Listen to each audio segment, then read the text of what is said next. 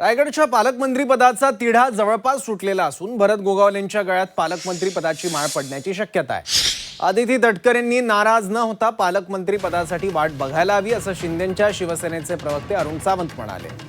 तर ज्येष्ठ नेत्यांचा मान ठेवायला हवा। विधान परिषदेसाठी देखील तटकरेंच्या मुलाला उमेदवारी गेली। तटकरेंकडे नेमका कोणता लिंबू आहे अशी जहरी टीका रामदास कदमांनी केली।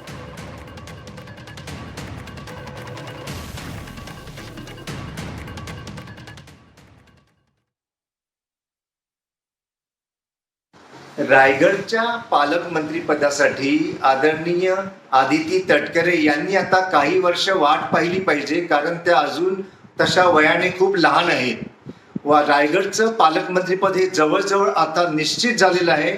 फक्त मुख्यमंत्री आणि उपमुख्यमंत्र्यांनी त्याची घोषणा करणं बाकी आहे। तेव्हा आदिती तटकरे यांनी नाराज न होता जे कोणी आता येत आहेत त्यांचं स्वागत करावं असाच मी सल्ला देईन। तटकरेच्या मुलींना पालकमंत्रीपद कसं नेमकं मिळतंय हा मोठा संशोधनाचा भाग आहे। नेमकं काय आहे?